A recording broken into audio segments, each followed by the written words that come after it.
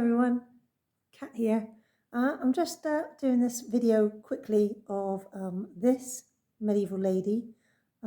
It's quite an unusual headdress, which you'll see on this medieval lady. We are in St. Peter's in Shirwell, again in North Devon.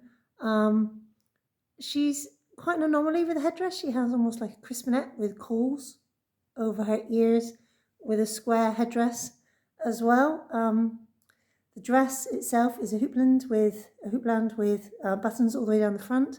I'll turn the video around so you can see what she's like, but as you can see, she's underneath a massive shelf that's just been carved out, so she's really tricky to see, and there's also a pew covering her head with my handbag and my notes. But we'll do our best to get some images for you to see this lady, and we'll get her names as well for you. So as you can see, this is Blanche St. Leger. She's the daughter of William Bouchier, Lord Fitzwarren, and she died in 1483, or he died in 1483. We don't know if she died in that time, it doesn't say. I'll have a look in the church book shortly and get some more details for you. Really hard to get details on this lady. She's in quite some state of disrepair.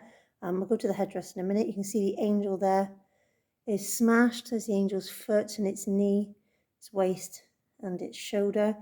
We've got her arms there. There are loads of pleats in her cloak, really full gown. Not much details until we get to the end, where we have a lion holding the hem of her skirts with gorgeous paws. But it's really hard to see anything inside. There's loads of rubble behind, as you can see. This probably wasn't her original spot. High status initially, but crumbling badly. It's really sad to see. But anyway, let's move up to her headdress. There's part of her cloak. I'll zoom in on the arms for you. Hang on, excuse my shadow. While I bend down, as you can see, there's the buttons and her other forearm. The hands no longer exist. We'll make our way up. You can see the buttons and all the gorgeous pleats. We've got to fight here the shelf and the shadow that she's been wedged into. You can see part of her brooches on her mantle there, her bosses, and the cords of her rope. If I angle it like that, before we get to we've got another one with a slight collar, which is really nice on her cloak.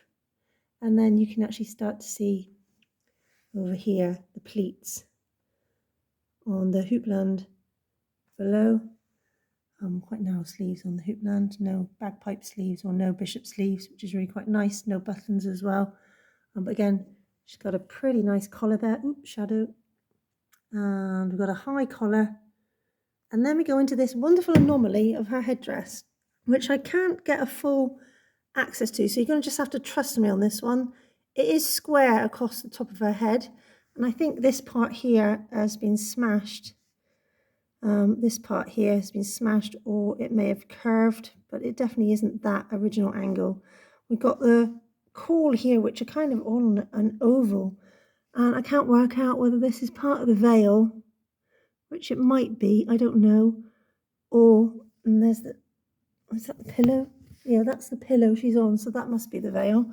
It's really unusual.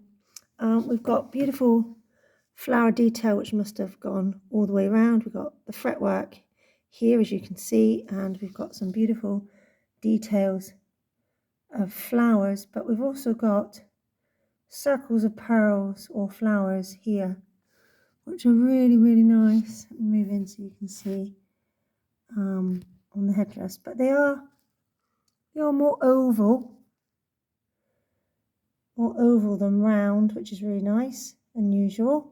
But it's on a square based headdress. We can't get to the other side, unfortunately, because it's just too dark, as you can see. I'll move around that way. It's really tricky because I'm literally right above this shelf, which is wedged almost to her nose. But there you go. You can see the other square part. And what you can also see here are some flowers which may have gone up and then going back, which may be a precursor to the English gable hood.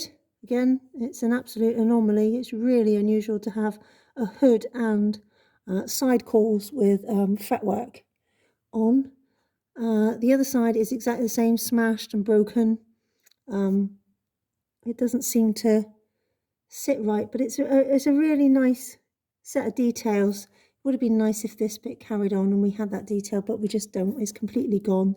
It's completely smashed against her face here. There's all cracks and everything right here. Such a shame for such a beautiful effigy. More angels over there, smashed. And her face is smashed too. She's lost her chin. She's lost her nose. If I move out the shadow, you can just make out the eye sockets there. But it's not in any fit state, really, to do our best to make something out of this. We can have a go, I suppose.